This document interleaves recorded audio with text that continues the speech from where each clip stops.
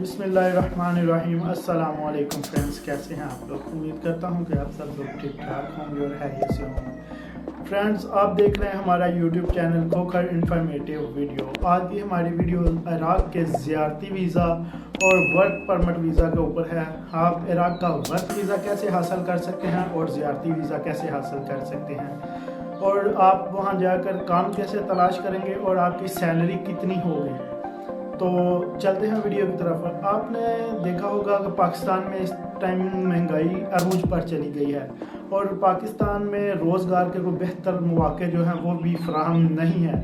गरीब आवाम जो है वो महंगाई में पिस रही है और हर बंदे का दिल यही चाह रहा है कि मुझे कोई लो बजट में वीज़ा मिले और मैं किसी भी बाहर के मुल्क में चला जाऊं। तो इस वक्त जो हालात चल रहे हैं, अगर हम सऊदीया या दुबई की बात करें तो वो भी अगर कोई लेबर वीज़ा भी लें किसी कंपनी का तो वो भी तकरीबन 12 से 13-14 लाख रुपए के राउंड बाउंड बनता है। तो इराक एक ऐसा मुल्क है जो बहुत कम कॉस्ट में अच्छी सैलरी दे रहा है। आप थोड़े से पैसे लगाकर 3-4.5 लाख रुपया लगाकर इराक पहुंचते हैं और वहां जाकर आपको तकरीबन 300, 350 और $400 जो है वो आपको सैलरी इराक दे रहा है। अब वीज़े कौन से हैं, उसके लिए कागजात की अगर बात करें, आपके पास ओरिजिनल आईडी कार्ड होना चाहिए, आपका पासपोर्ट होना चाहिए और 2 अदद वाइट बैकग्राउंड पिक्स होनी चाहिए। और नंबर 4 पे आता है जी आपके पास कोरोना कार्ड होना चाहिए। पहले जो है वो कोरोना टेस्ट भी करवाया जाता था, लेकिन जब अब जो है वो उसकी इतनी ज़रूरत नहीं पड़ती, सिर्फ कोरोना कार्ड से ही काम चल जाता है। तो ये चीज़ें आपके पास होनी चाहिए। ये चीज़ें, और एजेंट्स माफिया की बात करें तो एजेंट्स आपसे तकरीबन पासपोर्ट के साथ, इसका तरीकाकार मैं आपको बताता हूँ। पासपोर्ट लेते हैं वो आपसे, आईडी कार्ड की कॉपी लेते हैं, आपकी पिक्स लेते हैं और वो साथ में 50,000 रुपये आपसे लेते हैं। वो आगे से इस्लामाबाद एम्बेसी में चले जाते हैं, वहाँ पर उनकी सेटिंग्स होती हैं।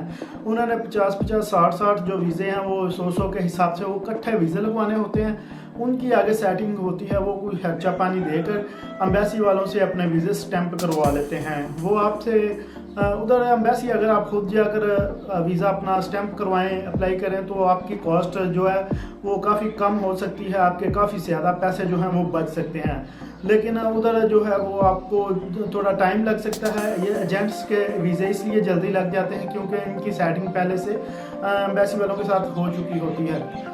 तो वो उधर से आपका वीज़ा स्टैंप करवाते हैं। फिर 50,000 रुपया जो आप पासपोर्ट लेते हैं, आपसे डॉक्यूमेंट्स लेते हैं, तो वो उस सेशन में आपसे 50,000 या 1 लाख रुपया वसूल कर लेते हैं। फिर उसके बाद जब आपका वीज़ा लग जाता है, फिर वो आपको बताते हैं जी वीज़ा लग गया है। अक्सर जो एजेंट, अगर टाइम की बात करें तो 2-3 माह ये जो है ना वीज़ा लगवाने में लगा देते हैं, क्योंकि उन्होंने अपने प्रोसेस के हिसाब से चलना होता है। जहाँ से उनको पैसे बचने हों, ज़्यादा पैसे बचे, जिस तरीके से उन्होंने वही काम करना है। अब वो टिकटें करवाएंगे, वीज़ा आपके लगे 10 दिन हो गए हैं लेकिन उसने अभी तक आपकी टिकट नहीं करवाई। आपने उसको बोला कॉल करके कि हमने फ्लाई करवाएं, हमें वीज़ा दें, हमारी टिकट करवाएं, हमने जाना है। वो आपसे टिकट के पैसे चार्ज कर देगा, लाएं जी आप हमें पैसे दे दें, हम आपकी टिकट, लेकिन वो टिकट नहीं करवाएगा। 5 दिन फिर गुजर जाएंगे। वो क्यों नहीं करवाएगा, उसकी वजह यह है कि वो एक ग्रुप बनाएगा।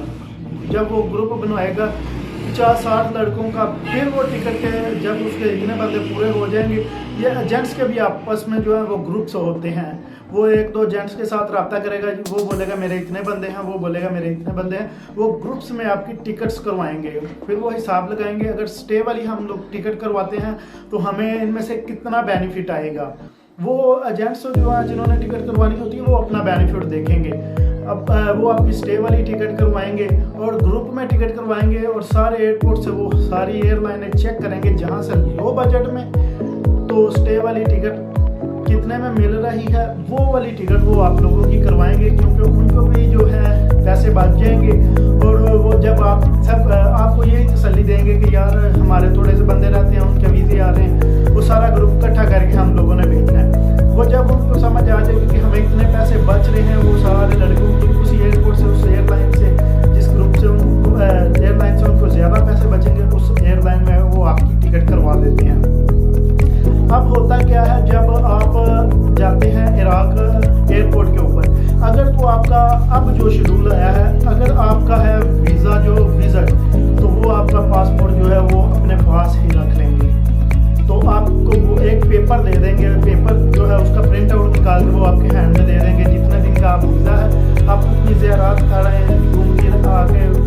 जब आप आएंगे आप अपना पासपोर्ट जो है वो रिसीव करें इधर से एयरपोर्ट से और वापस अपनी कंट्री में वापस मूव कर जाएं। नंबर 2 पे आपका जो वर्क परमिट होता है उस पर आपको जाने दिया जाता है। ठीक है जी, वर्क वीज़े वाले पासपोर्ट लेके जाते हैं तो वहाँ जाकर वो अपनी जॉब के सिलसिले में जॉब जो है तलाश करके वहाँ काम लग जाते हैं। काम की अगर बात करें, आप अगर मज़दूर हैं, लेबर हैं, तो इराक जो है अकोमोडेशन बहुत अच्छी देता है। वो खाना प्रोवाइड करते हैं, रिहाइश अच्छी प्रोवाइड करते हैं। एक छोटा सा मुल्क कम बजट में वहाँ आप पहुँच कर वो आपको अच्छी सैलरी देते हैं। अमेरिकी डॉलर में आपको वहाँ पर सैलरी मिलती है, $400 मिल जाए, $450 मिल जाए। अगर आपके पास कोई स्किल्स है, आपके पास कोई हुनर है, तो आप 800 जो है अमेरिकी डॉलर तक भी सैलरी जो है अर्न कर सकते हैं अमेरिका से, इराक से अमेरिका डॉलर में। तो अगर बात करें आप विजिट वीज़ा के ऊपर गए हैं या डंकी लगा कर गए हैं, आपके पास पासपोर्ट है तो आपको वहाँ पर जॉब मिलेगी। अगर आपके पास पासपोर्ट नहीं तो आपको जॉब मुश्किल से मिलेगी। हाँ, अगर मिल भी जाती है तो वो $200 या $250 के ऊपर आपको जॉब मिलेगी, लेकिन उसका फ़ायदा नहीं है। कोशिश कीजिए कि आप अपना वर्क परमिट जो है वो बनवा कर जाएँ, जिससे आपको फ़ायदा हो और आपकी जो है सैलरी भी वो अच्छी लगे। तो जब आपकी सैलरी अच्छी होगी तो आप अपने पीछे पैसे भेजेंगे, आपके फैमिली जो है वो खुशहाल होगी। अगर आप कोशिश करें कि आप जब भी इराक जाएँ अपना जो है वर्क वीज़ा लगवा कर जाएँ। अगर आप वहाँ पर किसी तरीके से पहुँच जाते हैं, अपना जो है पासपोर्ट लेकर डंकी लगाकर या बॉर्डर क्रॉस करके जब आप पहुंच गए इराक, आपके पास फर्स्ट करते पासपोर्ट है, आपको जॉब मिल जाएगी। अगर आप उस जॉब के दौरान पकड़ेंगे तो आपको 3 दिन के अंदर अगर मालिक ने छुड़वा लिया या मालिक पीछे आ गया, उन्होंने कोई अपनी सेटिंग काट के अगर आपको छुड़वा लिया तो ठीक, वरना वो पुलिस वाले आपको अकामा दफ्तर ले जाएंगे। उनके एक अकामा का दफ्तर होता है, वहाँ जाकर वो आपको जेल में बंद कर देंगे और 1-2 दिन के बाद 3 दिन के बाद वो आपको कॉल करवाएंगे। अपने किसी दोस्त को कॉल करें या अपने घर वालों को कॉल करें और अपने पैसे मंगवाएं टिकट के। और टिकट का उनका जो प्रोसेस होता है, जब वो आप पैसे मंगवाएंगे तो वो आपके टिकट करवा कर आपको वापस पाकिस्तान भेजेंगे। अब होता क्या है, जो बंदे चोरी पकड़े जाते हैं उनको वो एक स्टैंप, रेड स्टैंप लगा कर भेजते हैं। वो किसी को 3 साल के लगाते हैं और किसी को सारी उम्र की भी लगा सकते हैं कि ये बंदा अब के बाद हमारे मुल्क में नहीं आ सकता, उधर आपके फिंगर हो जाते हैं। तो मेरी आपसे गुजारिश यही है कि आप जब भी इराक जाएं तो वर्क वीज़े के ऊपर जाएं, ना कि ज़ियारत का वीज़ा लगवाएं और उधर जाकर चोरी काम करने से बेहतर है आप 1-2-3 लाख जो है वो ज़्यादा पे कर दें, लेकिन वर्क परमिट लेकर जाएं। तो ये थी आज की हमारी टोटल डिटेल के साथ वीडियो जो कि इराक वीज़ा के ऊपर थी। तो